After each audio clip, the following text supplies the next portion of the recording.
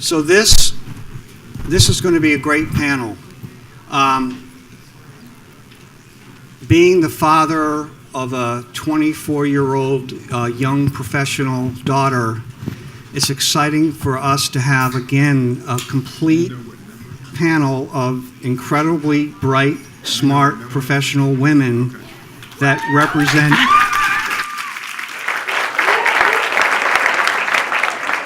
that are going to bring loads of information to us. I know two of them very well, and I just met Chelsea the last couple of weeks, but I hope to get to know her better because we think the AFSP could do some great work with the National Governors Association.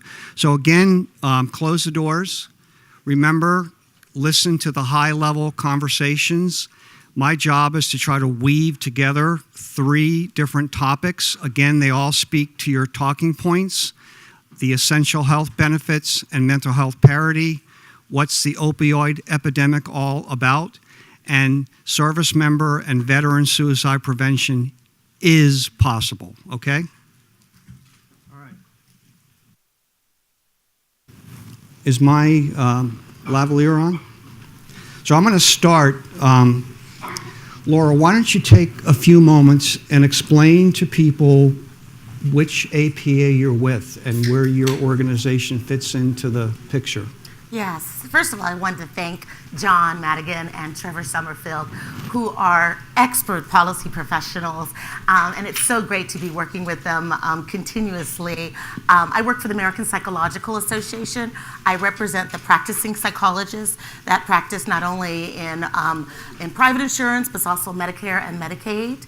And we're located just about a block away by Union Station. And once again, I'm just so thankful for being here again and seeing all the advocates here. This is a very opportune time for you to be on the Hill to lend your voices about suicide prevention. Yeah, the cool thing, I think I told each of you, we have nearly 200 folks here from all 50 states, and then we have nearly 1,000 of our advocates watching on a live feed, and they've all made a commitment that tonight the ones on the live feed are going to send an email to each of their senators and to their congressperson. So much to the point of the military term force multiplier. Yeah. So we essentially have 1,000 people face to face or by email will be in contact. So we're really looking forward to you guys helping out. My sound folks, are you putting this? I told you were going to put it on the screen so people on the sides can see the conversation, because some people are blocked, unfortunately, by the podiums. Where's Trevor? Okay, when Trevor gets back here. So, Chelsea, tell us about the National Governors Association, who they are, and what you do within the NGA. Sure, and I want to also echo the thanks and appreciation for being able to speak with you all today. It's such an honor to speak to people who do such important work. So we at the NGA, we are the oldest organization serving the needs of governors and their staff. And so we have 2 branches. One is the Federal Relations, which speaks on behalf of the governors in DC, and then the Center for Best Practices, which is where I sit. And we're sort of a think tank and consultancy for states. And so we work on various issues that are under the governor's purview.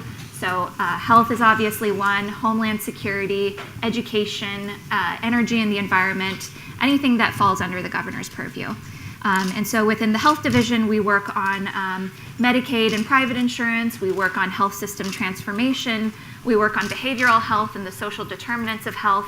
And then, of course, public health, which is where our opioid work fits in. And so it's been a joint effort with health and homeland security, as well as supported by the CDC over the past several years. So really, we work on anything that is on the governor's agenda, and certainly recently opioids have been a major item on governor's agenda. Okay, thanks, Chelsea.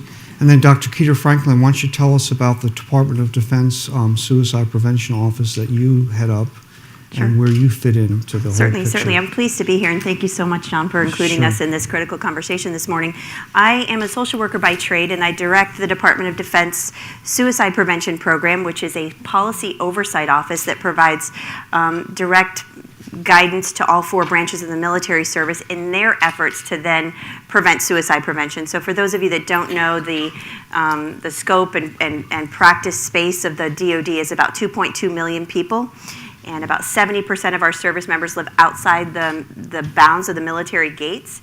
And so we're critically interested in this conversation and how community practices can come to bear to support military families and service members, to include our Guard and National Guard Bureau and our reserve components as well. So thank you so much, John. Sure. Bob, Gibby and I had the honor of attending one of KEDA's recent meetings with your area directors that oversee the whole country. Yes. And we may go to a meeting in Colorado in August, right? To announce hopefully the signing of the MOU, which you may talk about later. Okay. Sure, certainly. So with that said, we've told our people this is, imagine them being in their living rooms, some are in their bathrobes, some have their bunny slippers on. There's going to be no test tomorrow, but you're going to give them so much great information at a higher level. And then one of the final questions will be, with regard to your specific area, what would a 90-second takeaway be for them around each of the issues? So I'm going to start with Laurel.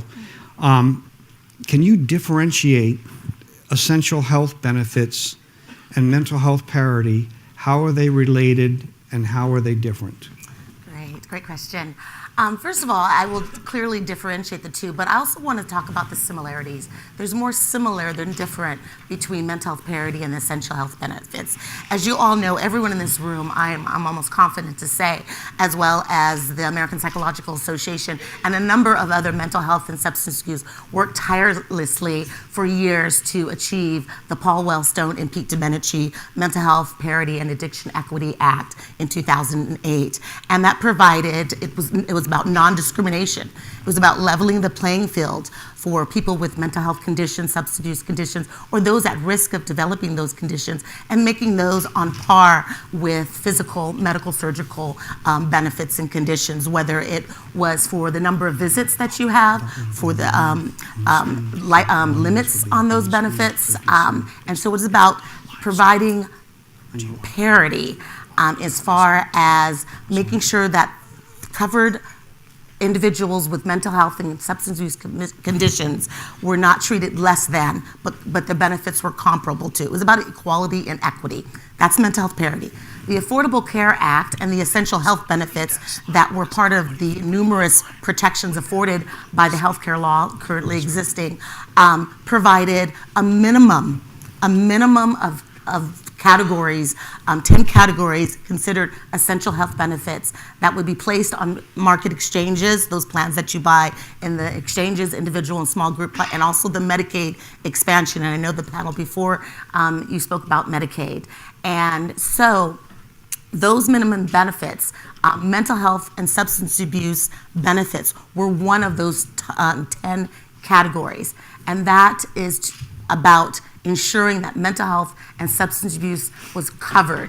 So the two are piggybacked on each other, or some may say are bookend or tail end. And the SCA, the Essential Health Benefits, was enacted in 2010 thanks to everyone's advocacy, and we have those historic protections currently in law. And so when the Affordable Care Act was enacted, it extended mental health parity to the individual and small group market, which was historic. And it also extended it to the Medicaid expansion plans. So the similarities I speak about is that you really can't have one with the other. It's really about making sure that mental health and substance use coverage is not optional. And it's about ensuring that the coverage is fair. Great, Laurel, thank you. Chelsea, clearly the opioid scourge is an epidemic. I moved to West Virginia a year ago, so I live in historic Harper's Ferry. And the town next door is Bolivar. There were 4 opioid deaths in a small town last week of 1,200 people. So can you succinctly describe the range and the scope of the opioid epidemic? Yeah, absolutely. And like you said, it really does meet the definition of an epidemic. We have seen overdose deaths increase nonstop over the past 15 years. We saw in 2015, over 33,000 people died of opioid overdose deaths. That is 91 people per day, one person every 15 minutes. So I know you have in your packets sort of the executive summary from our report. It says 78 people dying per day. It's now 91. We unfortunately have to update the number. Wow. So that should give you an indication of how quickly this epidemic is growing and changing. And so it's something that is important to governors, both because of the consequences for lives lost, but also because of the costs that this brings to states. Over 1,000 people will be treated in emergency rooms every day for opioid overdoses. And we've seen inpatient hospitalizations go from 5 billion 10 years ago to 15 billion last year. So a large portion of that cost is falling onto state budgets. As Lindsay mentioned earlier, Medicaid covers a large portion, states cover a large portion of that Medicaid funding.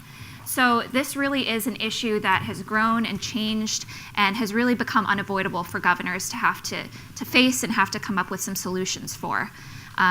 We're also seeing sort of a rash of overdose deaths, a lot on the East Coast because of the introduction of fentanyl, which some of you may have heard about. So this is an opioid that is 50 times more powerful than heroin. And it's a white powder that's being cut into heroin that people are unwittingly buying from their dealers and then overdosing because it's so much more powerful than what they're used to. We're not seeing it as much on the West Coast yet because heroin on the West Coast is more of a black tar, but we are seeing some troubling reports of counterfeit pills that contain fentanyl when someone thought that they were buying OxyContin or something like that. So you can kind of imagine the damage that can do and sort of the consequences that we're seeing as a result of that. So it really is an epidemic. It's really something that's growing and changing and evolving very quickly. So we at the NGA are really trying to stay on the ground level and understand what those trends are so that we can help the states be better able to respond. Right, and I think what we've noticed at the federal level, that there seems to be bipartisan agreement. I mean, we have people like Mitch McConnell, who's the Senate Majority Leader, introduced his own bill last session. So is it fair to say that governors across the board are understanding what's going on? And your report, we only gave you the executive summary, but it's a great infographic to really look at and illustrate what the problem is. So, Chelsea, thank you. Keita, tell us what you're doing for service member suicide prevention. Can you talk a bit about the scope of, you talked a little bit, but the range of the branches you serve and what's going on? Sure, certainly. So when you think about the department's suicide prevention efforts, we're thinking about all 4 branches of service. So the United States Air Force, the United States Marine Corps, the United States Navy, and the United States Army.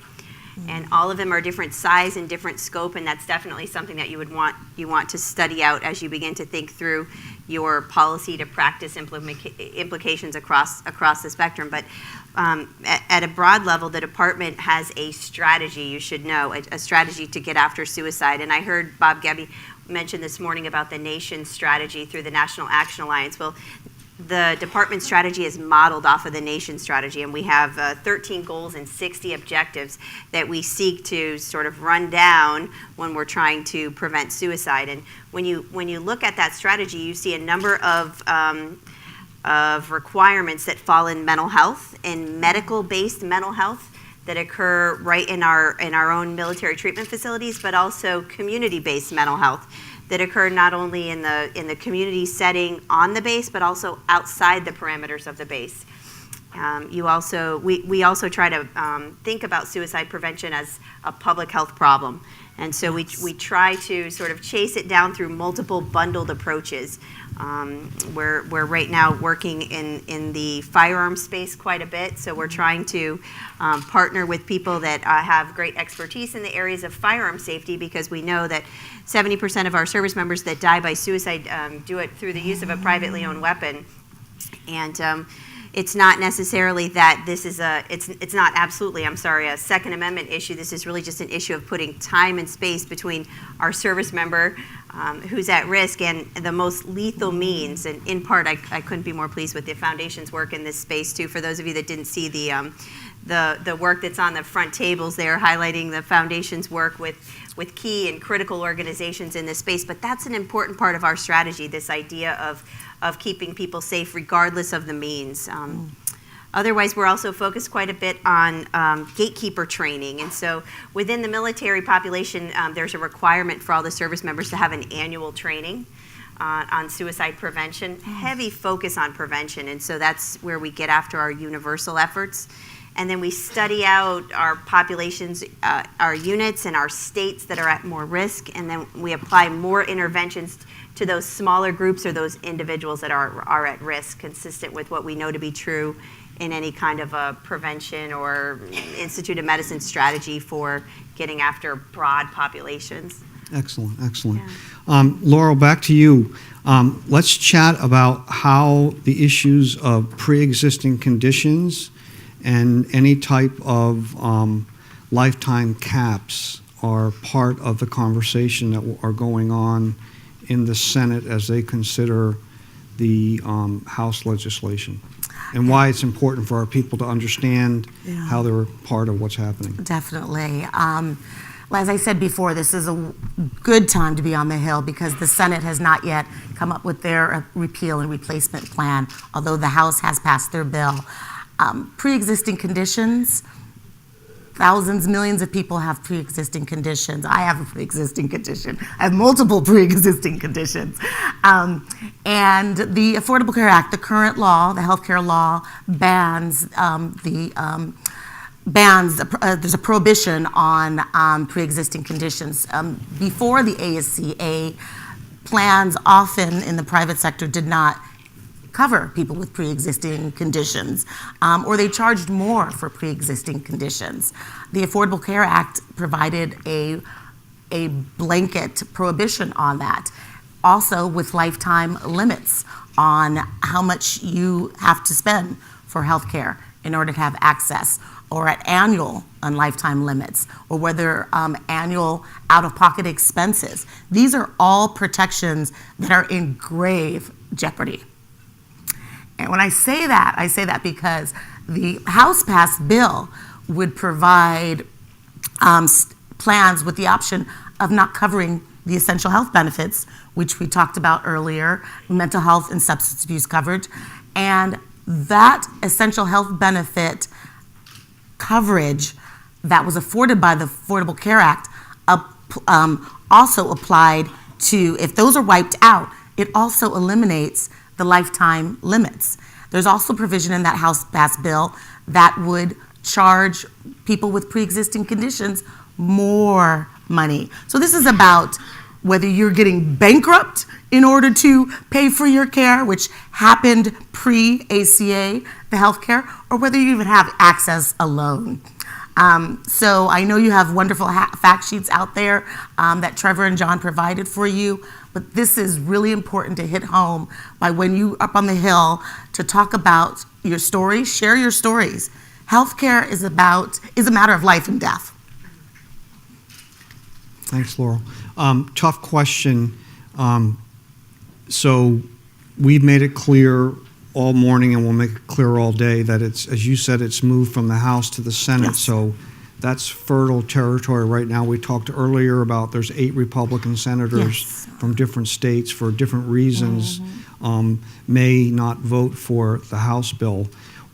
We're a big tent organization. I think I told you all that we had people that supported the Donald, we had people that supported the Byrne, and everybody in between. So what's the best advice for our advocates when they go to their House members who happen to be Republican? We need to be respectful, and to your point, illustrate our story.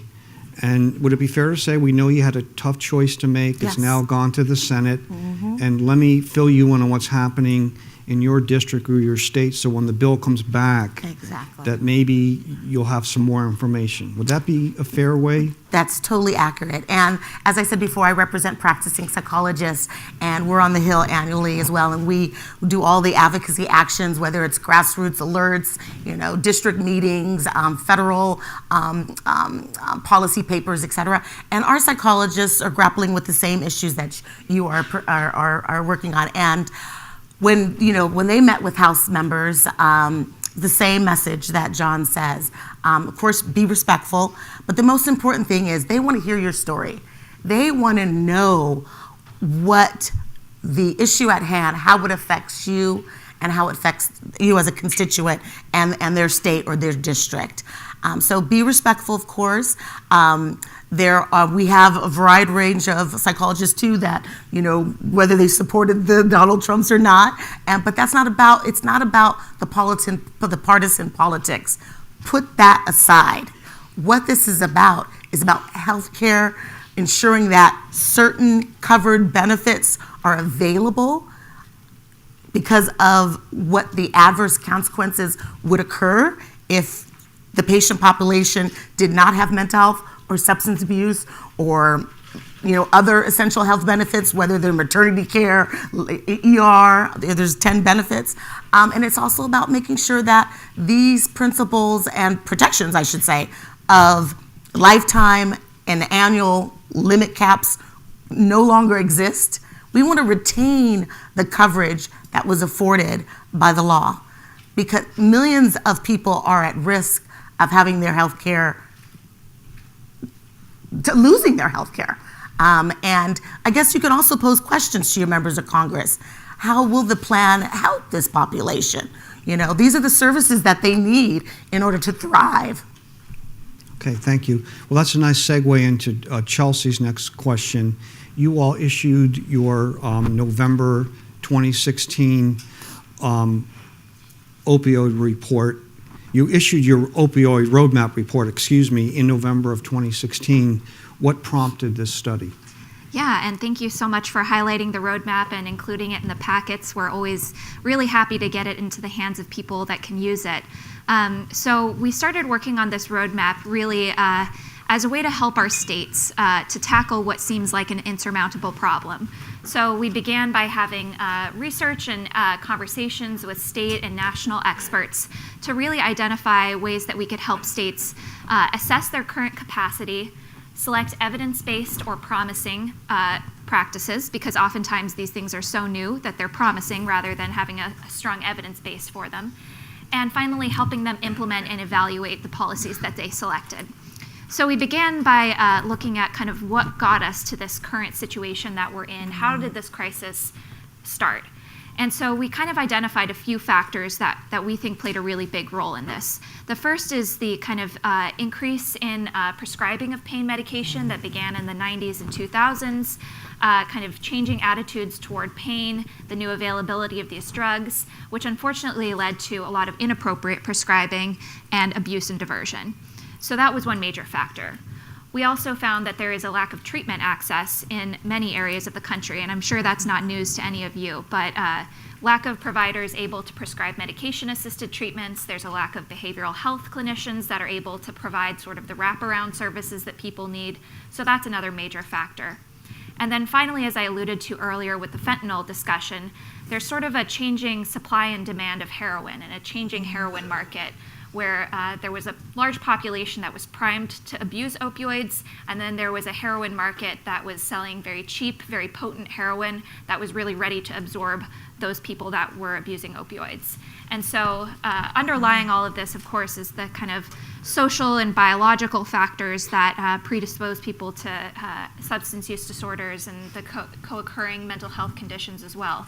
So we do want to recognize at the NGA that, we know that this is one crisis, but after heroin comes something else. And if we're not addressing those sort of underlying factors that are leading to addiction and substance use, we're really just squeezing the balloon.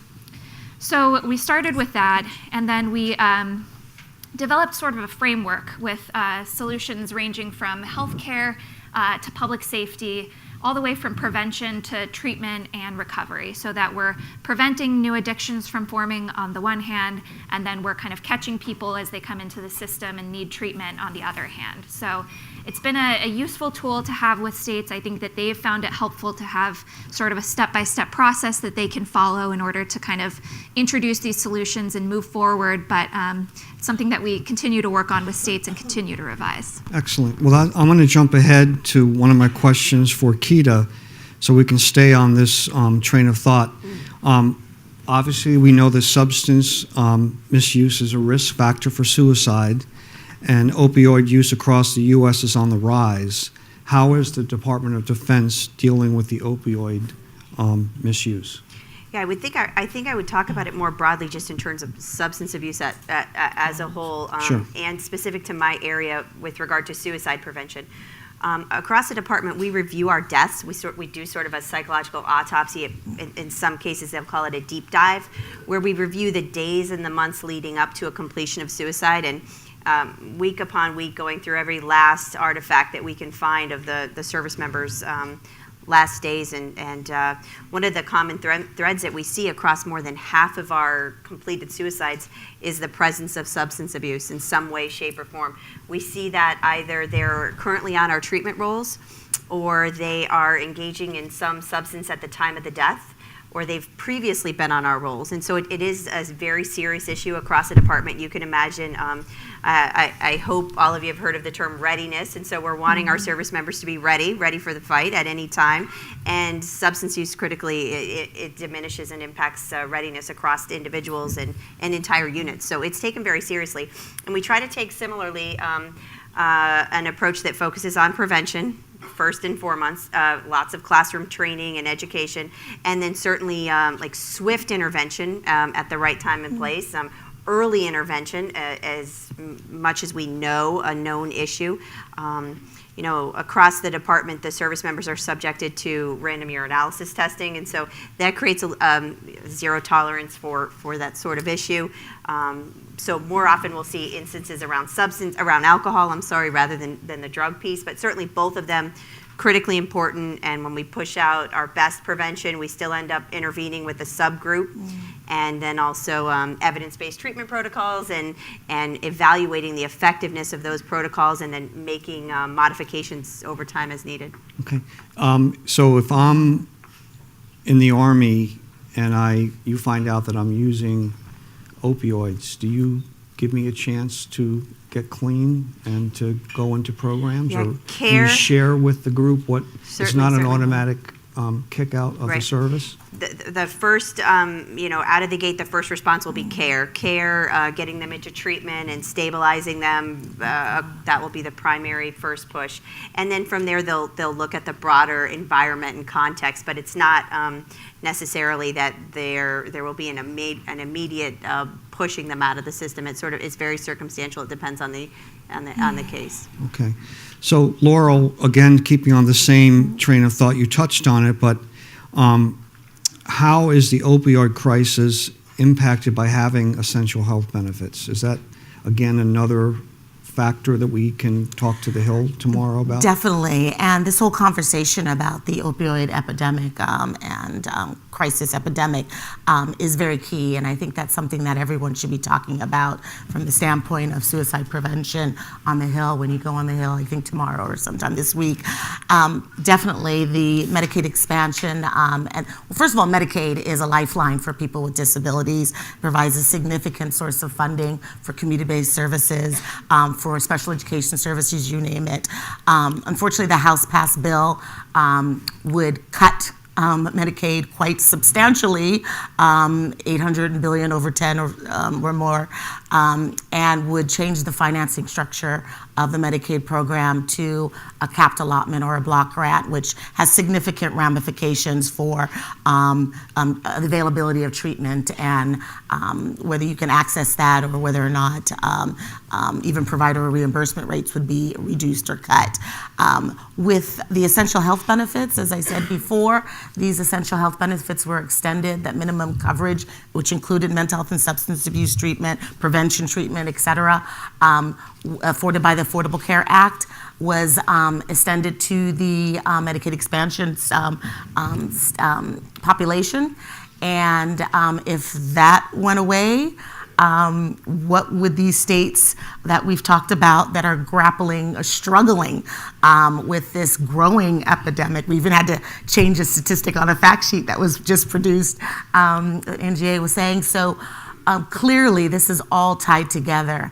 And one of the things, and I think these 8 senators that John was talking about, a few of them are from key states like Pennsylvania, West Virginia, other that are really hit hard by this opioid crisis. And these are the senators that are in flux that, definitely if you're from that state, These conversations are very important. How will people who are in need of substance abuse and mental health treatment, who are struggling with addiction, how will they fare under a legislation that the Senate is crafting, you know? Okay, thanks, Laurel. So Chelsea, when we first spoke, I told you I love the concept of a roadmap. It's so easy to understand. Give our advocates a sense of what the federal role in the roadmap is and what the state role is in the. Sure. So we at the NGA are in the process of updating our federal recommendations. So I can't speak as much right now to what we have recommendations for the federal level. We did update them last in February 2016, and we have been gratified to see that some of the things that we requested have actually happened. So there's been more funding coming to states in the forms of CURA and the CARES and CARA funding. I get them mixed up. And they also lifted the cap on the number of patients that providers can treat with buprenorphine, which is one of the medications for opioid use disorder. They've also allowed now nurse practitioners and physician assistants to treat with buprenorphine. So there are some things that are kind of giving us steps in the right direction, but obviously there's a lot more that needs to be done. And I will say that really states are at the forefront of this crisis. They are really the ones that are driving the efforts forward on the ground level. So around the same time that we released the roadmap last year, 46 governors signed on to a compact to fight opioid addiction. And in that compact, they promised to redouble their efforts around reducing inappropriate prescribing, educating people about the risks of opioids, and also increasing access to recovery. And so we're now collecting responses from the states to see what they've been doing over the past year, and the results are really, they're really quite impressive. States are using data about overdose deaths and drug seizures to kind of target their resources down to the local level so that they can kind of target things on the ground level. They're also expanding access to naloxone or Narcan, which is the overdose revival drug. So they're making sure people can get the prescription for it. They're making sure that bystanders are educated on how to use it. They're increasing access to treatment. They're expanding the number of providers that can provide the medication-assisted treatment. They're investing in peer recovery, so people who have gone through addiction in the past and can now help other people on their road to recovery. They're they're putting together pill limits for first-time prescriptions. Sometimes, you don't go home with 30 pills anymore from a wisdom tooth operation or something like that. And they're working with provider boards to improve kind of the appropriate prescribing of opioids. So there's quite a bit of innovation that's going on at the state level, and I think that states continue to need the resources and the support for their evidence-based practices, their data-driven policies. They continue to need that support from the federal level. Cool. Well, two things. Funding for CARA through the 21st Century Cures Act is on our ask list. Cool. And the panel this afternoon will talk a little bit more about that. And then this year we had 32 state capital days, and so we're zooming towards 50. Mm-hmm. So we're hoping to get the 2018 days in place by the 1st of September. So that's our work together, that as we start educating our people, again, in all 50 states, we'll figure out during those state capital days how we can bring your information again to the legislators and make sure the governors understand that we embrace the studies that you have and your recommendations. I'm going to shift gears here a little bit. Keita, every service member eventually is going to become a veteran, right? Yes. So tell us about what DOD is doing in terms of those service members who are transitioning into veteran status. Sure, it's such a good question. I'm so glad you asked, because I also wanted to highlight our work with the memorandum. Yes. We're in the process across the department of engaging in an official agreement with the foundation to bring together DoD capabilities with the local chapters in such a way that we can connect our local installations and bases and stations with local chapters as, again, a force multiplier in the way of resource navigation and all the goodness that can occur at the state level. So I was pleased to be able to share that, because I think that has great relevance for the care for people when they're leaving active duty and they're going into a veteran status. Other than Especially for members of the National Guard, right? Yes, who that reside that in- are going home to a community and not necessarily going home to a more organized community like you have with the other services. Absolutely, right? and we use the term geographically isolated to describe that group quite a bit, in part because they're not in a ready access to a military installation to get services, and so it's critical that the community is built up in a way to care for those folks. And so I'm glad you brought that up, but I would also share that I cannot speak on the half of the VA, so take this with a grain of salt, although I want to make sure folks understand. You've heard that figure 20 a day, 20 veterans die a day by suicide. Important to note, in that I've heard that my colleagues at the VA talk about this quite a bit. 14 of those 20 never touch the VA care delivery system, making sure everybody knows that. Okay, so 6 of them have been in the VA at some point in time, perhaps leading up to and or in the years before their death. And so it's just definitely being a good consumer of the data that's in the media around veterans issues is critically important. In the DoD, we have this program called In Transition. If you're interested in it, put that term into Google. It's one word, In Transition. And what it is when people are on active duty status and they're getting ready to leave the military in transition, which I should note, periods of transition are our highest risk. When people are transitioning from one system to another, I see some heads nodding. That if you are looking for a known risk and you singularly focus on that one, you'll make a difference. And so, we're aware of this. And when people are transitioning and they have an identified mental health problem, they fall into this program called In Transition, literally that one word, In Transition. And what it is a coaching into care model. And so they track them down and follow up with them and make sure they get the sort of hot, very warm handoff into the VA system. Which I believe the program's been great successful results have come from it so far. But I would share where our group that we worry even more about are those that leave the DoD and don't have an identified mental health problem. Perhaps for all the right reasons, they just don't have one. Or there's a delayed onset of symptoms and or life events occur as part of the transition process that then cause the mental health systems to come on the rise. So anything from unemployment, loss of a job, housing issues, sort of life coping events. Those are the folks that we worry about, because when they're transitioning out and those events happen and they're not coached into the VA system, we're hoping that there's increased capacity for care in the communities and that we can bring them into the fold literally with a no wrong door approach. I mean, when we're trying to chase down this issue, wherever people will go for care is where we want them to go. And so if that means it's a peer support, absolutely. If that means it's our crisis line, then they'll call the crisis line. If it's an LCSW and a mental health facility, that's also where we want them to go. And also, if it were a chaplain, you can imagine the multitude of resources out there, but we want them to get care in some fashion. So Excellent. it's a hard area. We have so many great questions here. I'm going to jump into these because these are directed for all of you. So Chelsea, here's 2 questions. Is the number of deaths by opioid overdose changing at all in states that have taken steps to make, I'm going to mispronounce this, naloxone? Naloxone. Naloxone, I'm sorry, Narcan, available yeah. to first responders and family members of substance abusers. Yeah, so I definitely think this is kind of one of the first most important things in our arsenal is getting naloxone to the communities that need it, getting it to the people that can administer it at the right time.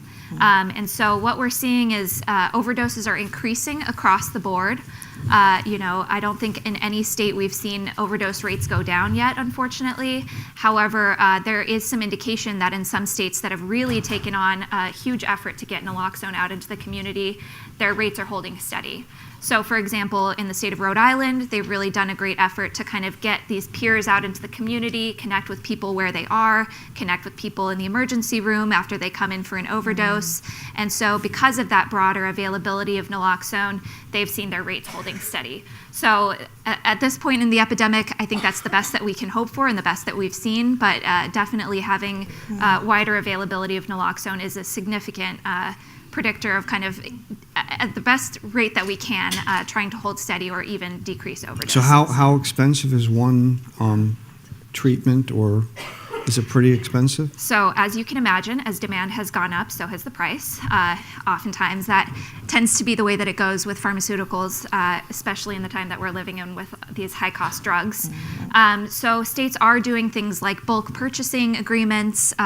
They're negotiating with the manufacturer. They're purchasing large amounts for their state police forces or for their community centers. So there is sort of some discounts to be had in that bulk purchasing. But it's, again, something that states are dealing with, and that's, going to weigh heavily on their budgets as well. Okay. Laurel, here's an interesting question. Most of our folks are very direct, so I'm going to leave the member of Congress's district out. But this person says, my congressman has been posting on social media that the new House AHCA is benefiting, and they've underlined it, mental health parity. How do we correct this misinformation in a respectful way? That's a good question. And this congressman is probably not alone. There's probably a couple of them that are that have it wrong. Hence the bill passed out of the chamber that we're all concerned about. As we said, respectful, talk about, the population that you represent, how healthcare is a matter of life and death. With mental health parity, it's at grave risk. The American Health Care Act, the AHCA, that was the name of the bill that was passed out of the House, would put those essential health benefits, mental health and substance abuse coverage at grave risk, where plans would not have to cover those. And that would affect, as I said before, mental health parity and its application to the individual small group market and the Medicaid expansion, as well as the lifetime limits prohibition and annual caps prohibition. They're all kind of webbed together because, as I said before, the law of the land, the Affordable Care Act, provided numerous protections, the insurance marketplace that would combat a lot of the grievances that consumers faced trying to get insurance, whether they had a pre-existing condition or whether they had coverage, but it was subpar coverage, and they were, forced to become bankrupt to have subpar coverage. So in a way, you could talk about the provisions, but more important, ask them, well, tell me, how is parity guaranteed? How is the essential health benefits guaranteed? And how will this help individuals who are at risk for suicide and our goal of achieving, greater suicide prevention rates? Okay. Question for Keita. And this may speak to your increasing collaboration with the VA. If 2/3 of veterans that die by suicide are over the age of 60, what is DESPO's plan? What does DESPO plan to do for our Vietnam-era veterans? Any conversations with your friends over at VA or Yes. within your offices? It's a very timely question in part. It brings up a good point I should have mentioned earlier. So within the DoD, when I'm looking at our data and who's at most risk, I'm trying to prevent suicide around my highest risk, of course all, but my highest risk category is something we call E1 to E4, which looks at about 18 to 24-year-olds. When I meet with my VA counterparts, they're looking at a 55 and older issue. And so you can imagine we have, in some cases, varied strategies. So, for example, I'm pushing out a social media strategy because we're learning that across the department, service members are listing their risks online on open platforms. And so I'm pushing out, making sure that the crisis line is listed on social media, and I don't know that the VA has that same phenomenon going on with a 60 or 55 and over group. We're in the process right now of drafting up, another formal strategy document that brings together the DoD and the VA on a similar roadmap across multiple lines of effort. And so it's in the very early stages, but you see something that sort of looks like an agreed upon research agenda that gets after what we think of as the life cycle of a service member. So from the time they're 18 to the time literally they exit the VA care system, if ever, right? So it kind of tracks along the whole life cycle. A joint research strategy, a joint data and surveillance strategy so that we can better understand who is at risk across both areas. So I would just offer this example. If I know that I'm studying out 18 to 24-year-olds, where do they reside? One of our findings when we've looked at the data across both sides is we have a high-risk area in the state of Texas. And so the VA and the DoD both equally have high-risk areas in the state of Texas. And so that's one example of many where we're seeking to get after our data and surveillance strategies in a more holistic way. Also, I hope all of you have heard of the Be There campaign. So one campaign message to the whole department and the whole VA. It's our messaging strategy that basically encourages service members and veterans to be there for one another. And it's got be there, your actions could save a life. So one strategy across both capabilities. When we train our providers in the DoD on evidence-based protocols and how to execute that in hospital setting, it's the same set of protocols that are executed in the VA. So joint training efforts to make sure that the workforce is using the same lexicon, the same screeners, the same evidence-based tools. You start to see when all of these lines of effort come together, more holistic capability across both enterprises. Beautiful. Yep. Our New York headquarters has actually gotten a call from the VA, so I think word has gone forth that we're about to sign an MOU, so they want to do the same thing with us. So very well. It makes good sense for all of us to be working together. Yeah. What we've included in the packets that are going to the Hill is our current military family brochure that we've talked about your office and our office redoing it. Yes. And again, we worked with the VA to make sure that all the right information is there, so it can be used across the life cycle. Absolutely. One thing we look when we survey our service members and we ask them a key and important question. When you're at risk and you're struggling with things in the hopelessness or helplessness or that sort of thing, where would you go first? And when you look at that data time and time again, where they'll go first is a family member. And so you start to see the importance of engagement around the family member space. And so I truly appreciate the foundation for pushing that information out. The idea that they're hearing it from an outside entity might weigh more than hearing it from within inside the department. So that's exactly. good that we're or our education around gun safety. Yes. That's really important again.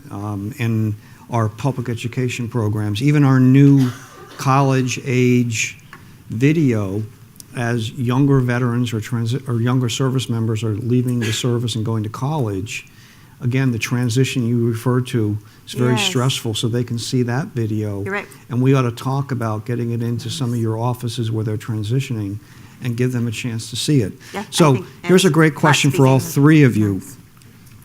Back to lexicon. Yes. Can one of you or all of you speak to the differences in terminology associated with each of the causes? So essential health benefits, mental health parity, opioids, and service member for each cause. Example, opioid epidemic versus public health crisis equals suicide. So within our organization, we don't use the term epidemic because epidemic conjures up something that's contagious, okay? Although I've had some great discussions with some of my senior colleagues.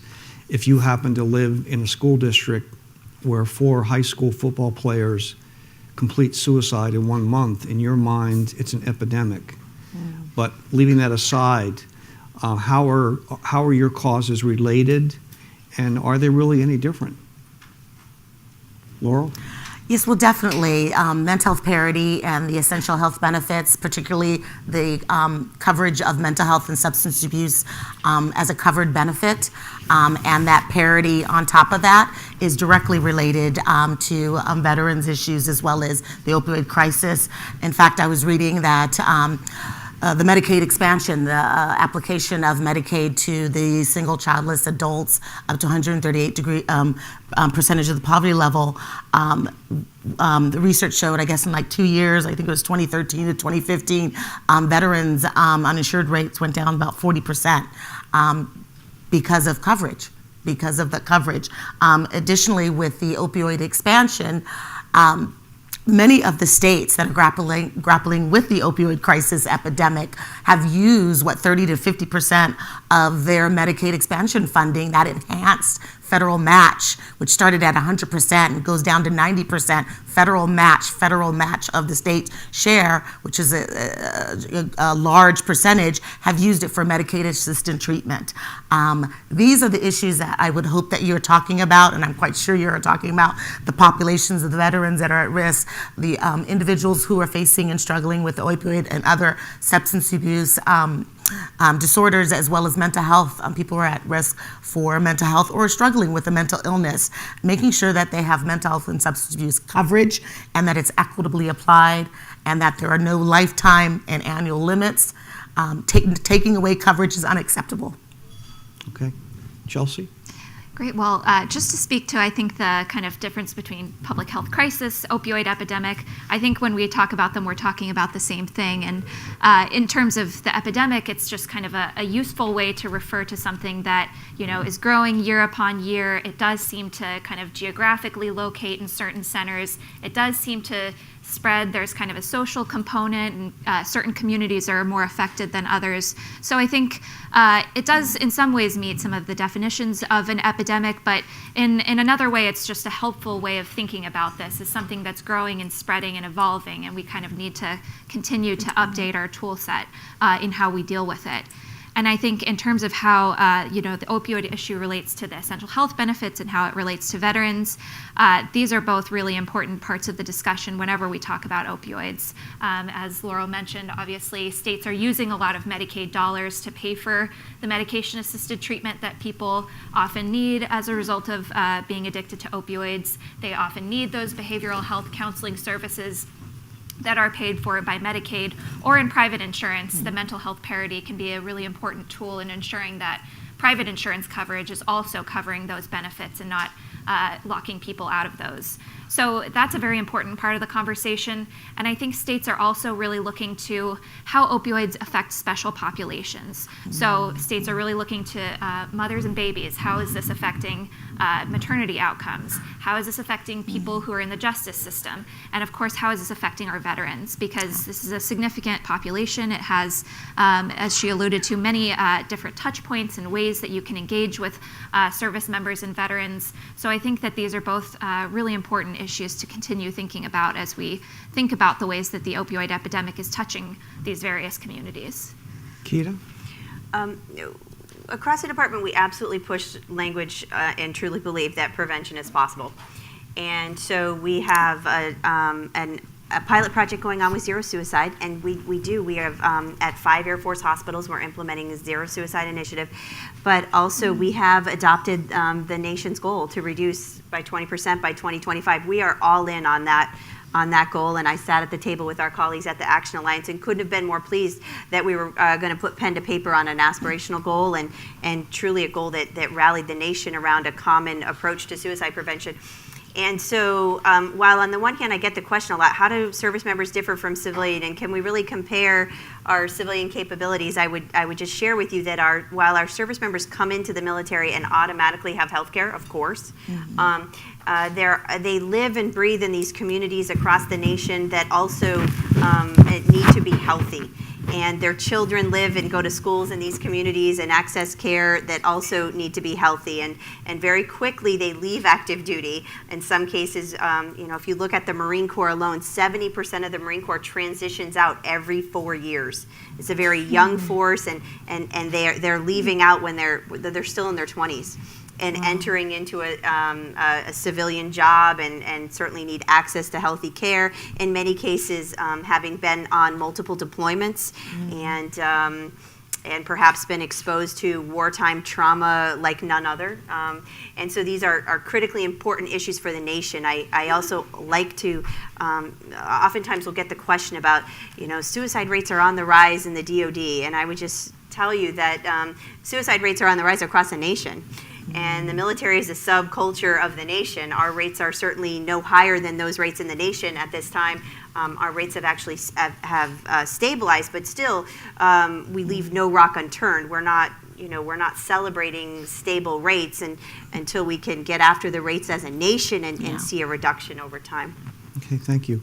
We got to wrap this up, but I feel truly so much better to have 3 professionals like this, each representing a different segment of the challenge. So in closing, Laura, what is your 60, 90-second takeaway that you would leave with our advocates as they contemplate talking about the importance of essential health benefits and mental health parity tomorrow? A quick takeaway is that mental health and substance abuse care is not optional. It shouldn't be optional. It is not optional now. The essential health benefits affords that, and that mental health and substance abuse care should be treated fairly and equitably as it is now, and that is the law. We should have no less fewer covered lives, and that legislation that's passed by Congress, if it is passed or as it develops in the Senate, should not cover fewer individuals. We should not be rolling back protections. We should be going forward. Okay, thank you. Chelsea?